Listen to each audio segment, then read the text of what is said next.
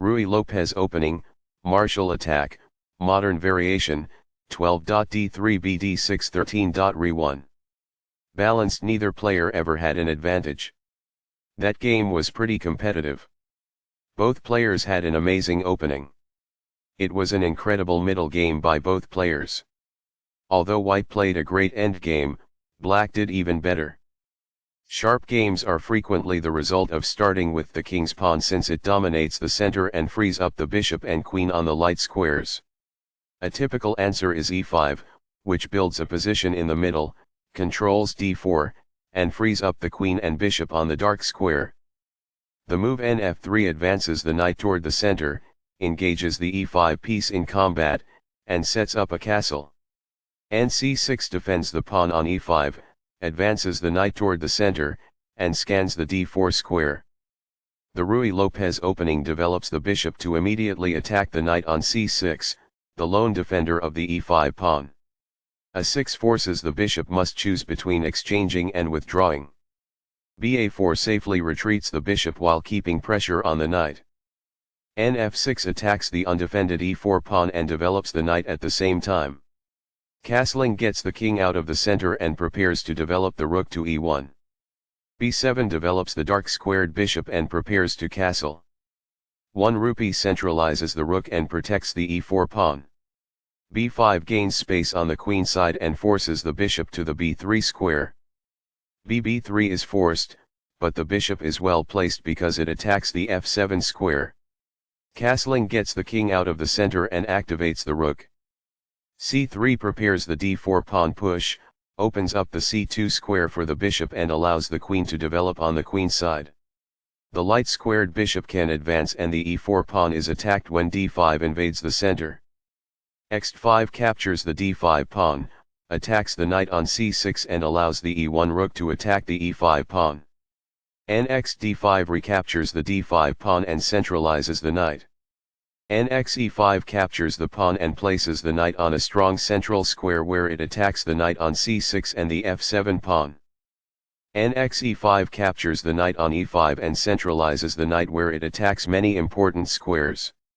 rx e5 captures the knight on e5 and attacks the knight on d5. c6 defends the knight on d5 and allows the queen to develop on the queen side. d3 opens the diagonal for the dark squared bishop and prepares to play c4 in the future. bd6 attacks the rook and points the bishop toward White's king side. 1 rupee develops the rook and takes control of the open e-file. By doing this, a bishop moves out of its beginning square and into the action. This develops a piece while also winning a tempo on a bishop. The rooks can see each other now, allowing them to provide mutual defense. This blocks the attack on a pawn that could have been captured. This is the only good move. This defends a bishop that was under attack and had no defenders. It is the last book move. It's alright. That's good. Backs off. It is quite good. This misses a chance to grow a bishop outside of its starting square. It is incorrect.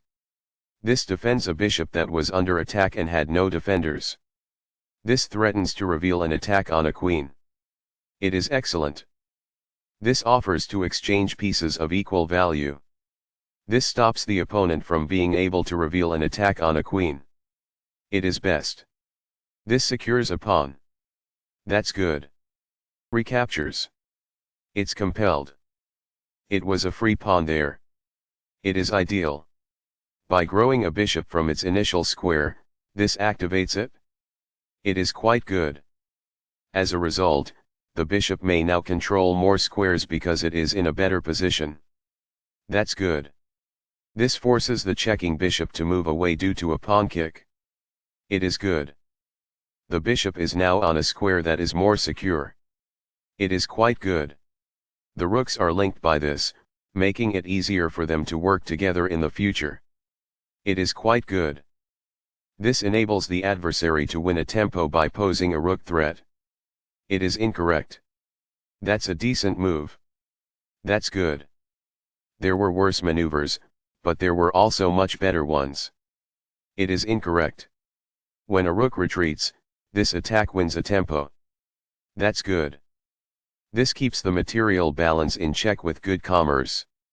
It is ideal. Backs off. It is ideal. The rook is now in a safe position. It is ideal. What I would have advised is that. It is ideal. Perfectly on point. It is ideal. This provides an equal exchange of parts. That's good. This reveals an attack that poses a threat to a rook. It is quite good. It is a fair deal after all captures. That's good. Recaptures. Black is equal at this point in the endgame. It is ideal. A wise decision. It is quite good. The best choice is this one. It is ideal. Very precise. It is best. A powerful play. It is quite good. Among the best actions. It is quite good. While not a mistake, that is also not the wisest course of action. That's good. This fails to take use of the chance to improve a bishop's square and broaden its range. It is incorrect. That is a logical response. It is quite good. A wise decision. It is quite good. The pawn is now in a safe position. It is ideal. It's all right. That's good. That's a decent move. That's good.